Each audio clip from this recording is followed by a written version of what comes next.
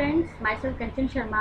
Welcome to our YouTube channel Genius Classes. मैंने आपको पिछली वीडियो में बिजनेस लॉ के कुछ इंपॉर्टेंट क्वेश्चंस कराए थे जो आपकी एग्ज़ाम पॉइंट ऑफ व्यू से इम्पॉर्टेंट थे। आज मैं आपको कुछ आगे के क्वेश्चंस कराऊंगी। ये क्वेश्चंस भी बहुत इम्पॉर्टेंट है। ठीक है, चलिए स्टार्ट करते हैं। फर्स्ट क्वेश्चन है हमारा, list two circumstances under which the consideration और object of an agreement is considered unlawful. देखिए ये जो है ये एग्रीमेंट किसकी बात कर रहा है? अनलॉफुल एग्रीमेंट की। ठीक है, तो देखिए इसका आंसर देखिए, कंसिडरेशन और ऑब्जेक्ट। देखिए कंसिडरेशन और object is unlawful under the following cases. Number first है, it is forbidden by law. ठीक है, जब वो वर्जित होगा लॉ के द्वारा। ठीक है, जब वो लॉ के द्वारा वर्जित होगा, कोई भी एग्रीमेंट है उसको लॉ ने वर्जित कर दिया है तो ऑब्वियसली वो अनलॉफुल बन ही जाएगा ना, क्योंकि वो लॉ ने ही उसको फॉरबिड कर दिया है। ठीक है, सेकंड है, it would defeat the provision of any law. ठीक है, वो डिफीट कर रहा है the provision of any law, law की किसी भी प्रोविजन को वो डिफीट कर रहा है। ठीक है, तो ये जो है ये टू सर्कमस्टेंसेस हमारी ऐसी है जिसमें हमारा एग्रीमेंट जो है वो अनलॉफुल कहलाएगा। Okay, clear. चलिए नेक्स्ट सेकंड क्वेश्चन है, mention any two features of legality of object. Two features बताने हमें लीगैलिटी ऑफ ऑब्जेक्ट की। ठीक है, कि हमारा लीगल कब होगा। देखिए, the object of agreement should be legal. जो एग्रीमेंट है हमारा वो लीगल होना चाहिए। ठीक है, सेकेंड है हमारा, consideration for both the parties should be legal. देखिए कंसिडरेशन जो है फॉर बोथ द पार्टीज, ठीक है, जो उसमें प्रतिफल है दोनों पार्टियों के बीच में जो भी प्रतिफल है शुड बी लीगल, वो भी लीगल होना चाहिए। ठीक है, चलिए next, what is mean bye trafficking public office. देखिए ट्रैफिकिंग क्या होता है? ट्रैफिकिंग बोलते हैं तस्करी को। ठीक है, ट्रैफिकिंग होता है तस्करी, पब्लिक ऑफिस। देखिए इसको रीड करते हैं, refer to the trafficking public office agreement for the sale और ट्रांसफर ऑफ पब्लिक ऑफिसेस। ठीक है, हमने ट्रांसफर कर दिया या सेल कर दिया पब्लिक ऑफिसेस को, और या titles for the procurement of a public recognization. ठीक है, या फिर हमने टाइटल को सेल कर दिया। ठीक है, फॉर एग्जाम्पल क्या है, एग्जाम्पल से समझते हैं इसको, सेल और ट्रांसफर ऑफ पद्मा विभूषण और परमवीर चक्र। ठीक है, for monetary consideration are unlawful. देखिए किसी को पद्म विभूषण या फिर परमवीर चक्र ऐसे किसी तरीके के कुछ पुरस्कार मिले हैं। ठीक है, अगर हमने उसको मॉनेटरी कंसिडरेशन कर दिया उसका, ठीक है, फॉर मॉनेटरी कंसिडरेशन मतलब हमने क्या किया, उसको पैसे के बदले में उसको कंसिडरेशन कर दिया। ठीक है, प्रतिफल कर दिया उसको, तो ऑब्वियसली वो अनलॉफुल हो गया ना। ठीक है ना, इसको ही हमने ट्रैफिकिंग पब्लिक ऑफिस बोल दिया। ठीक है, कि हमने क्या किया कि उसको जो हमारे पुरस्कार हमें मिले थे उसको हमने ट्रांसफर कर दिया या सेल कर दिया, किसके? मॉनेटरी कंसिडरेशन के बदले में। ठीक है ना, हमने अपना पद्म विभूषण अवार्ड या फिर परमवीर चक्र अवार्ड, कोई से भी अवार्ड को हमने उसको फॉर मॉनेटरी कंसिडरेशन के लिए हमने उसको सेल कर दिया। ठीक है, तो ये हमारा अनलॉफुल हो गया। Okay, clear. चलिए नेक्स्ट पे चलते हैं। फोर्थ क्वेश्चन है हमारा, list agreements that interfere marital status. देखिए इंटरफेयर मैरिटल ड्यूटीज, ठीक है, जिसमें हम इंटरफेयर मतलब हस्तक्षेप कर देंगे मैरिटल ड्यूटीज को। ठीक है, कौन से एग्रीमेंट्स है वो? सच एग्रीमेंट्स इंक्लूड, देखिए, a promise by married person to marry during the lifetime. ठीक है, प्रॉमिस किया गया मैरिड पर्सन के द्वारा टू मैरी करने के लिए ड्यूरिंग द लाइफ टाइम और after the death of the spouse. ठीक है, आफ्टर द या फिर अपनी पत्नी के स्पाउस के मरने के बाद। ठीक है, after the death of spouse. ठीक है, सेकंड है, N agreement in contemplation of divorce, means समझौते के संदर्भ में कोई ऐसा एग्रीमेंट किया गया। ठीक है ना, तो ये जो है ये हमारा इंटरफेयर कर रहा है मैरिटल ड्यूटीज को, जो ये मैरिटल ड्यूटीज होते हैं उसको हस्तक्षेप कर रहे हैं ना ये दोनों पॉइंट। ठीक है ना, एक प्रॉमिस हुआ है मैरिड पर्सन के द्वारा to marry during the lifetime, या फिर और का मतलब क्या है कि या after the death of spouse. ठीक है ना, या फिर an agreement in contemplation of divorce. Clear. समझौता, डाइवोर्स के हमारे संदर्भ में समझौता हुआ है, ठीक है, समझौते के संदर्भ में एक एग्रीमेंट हुआ है, ठीक है।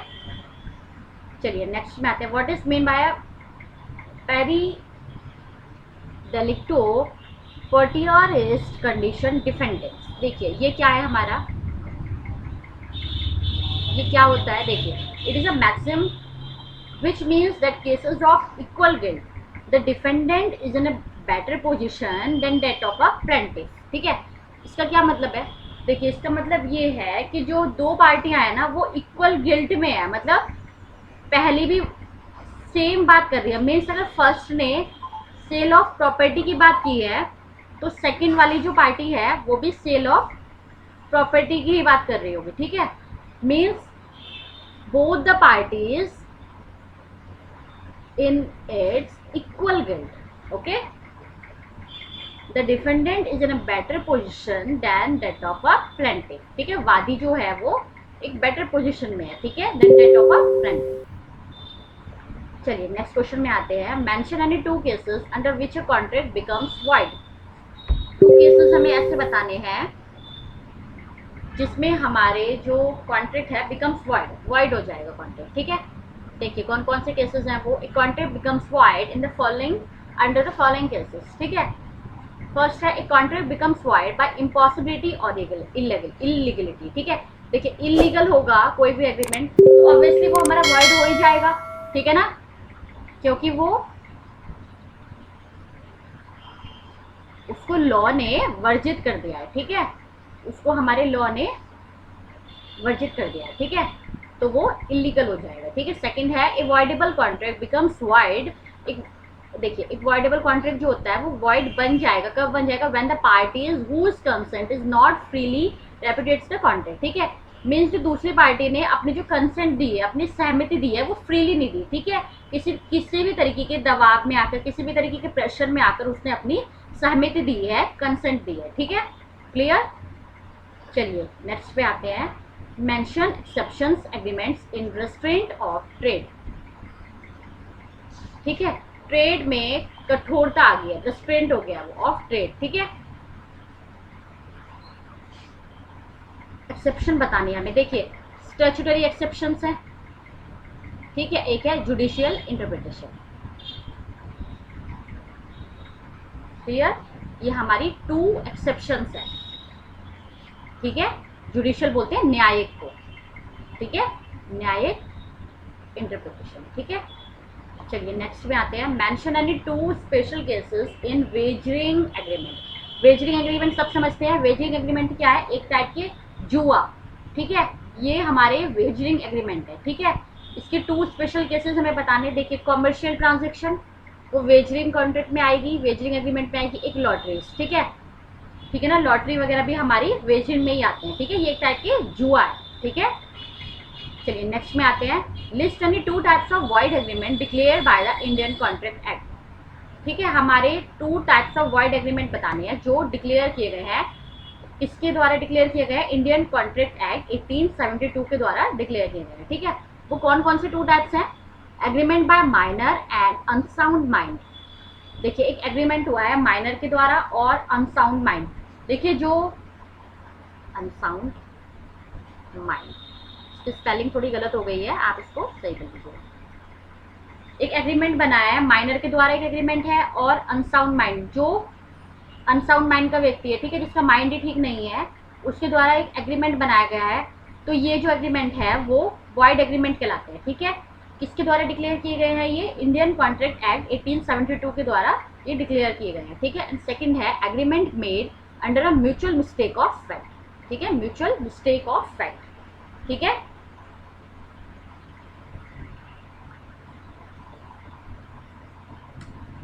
चलिए नेक्स्ट में आते हैं, mention two essential feature of wagering agreement. अब हमें फीचर्स बताने हैं वेजरिंग एग्रीमेंट के, ठीक है। अनसर्टेन इवेंट, कुछ भी ऐसे अनसर्टेन इवेंट हो गई, ऐसी घटना हो गई कुछ भी आकस्मिक टाइप, ठीक है ना, तो वो हमारे वेजरिंग एग्रीमेंट में आ जाएगा, ठीक है ना। टू एसेंशियल फीचर्स हैं ये इसके, ठीक है। And second, each party must stand to win, ये जीतने वाली होगी या लॉस या फिर हारने वाली होगी, ठीक है। दो पार्टीज होती है उसमें एक तो जीतने वाली होगी, ठीक है, या फिर हारने वाली होगी, ठीक है। तो ये हमारे वेजरिंग एग्रीमेंट में इंक्लूड हो जाएंगे, ठीक है। ये हमारे एसेंशियल फीचर्स होते हैं इसके। चलिए हमारे आज का लास्ट क्वेश्चन है, differentiate between an illegal agreement and a void agreement, ठीक है। इनके बीच में डिफरेंस बताना है। देखिए जो इलीगल एग्रीमेंट है is both enforceable and forbidden, but a void agreement is only unenforceable, ठीक है। अनइन्फोर्सेबल जो है ये लागू नहीं हो सकते, ठीक है। वाइड एग्रीमेंट जो है, जो हमारे इलीगल है वो है अनइन्फोर्सेबल भी है वो, और फॉरबिडन भी है, मतलब वो वर्जित भी है, ठीक है। बट जो वाइड एग्रीमेंट है वो सिर्फ अनइन्फोर्सेबल है, ठीक है, वो वर्जित नहीं है, ठीक है, उसको लॉ ने वर्जित नहीं किया है, फॉरबिड नहीं किए गए हैं वो बाय लॉ, ठीक है। आई होप आपको आज की क्लास अच्छी लगी होगी।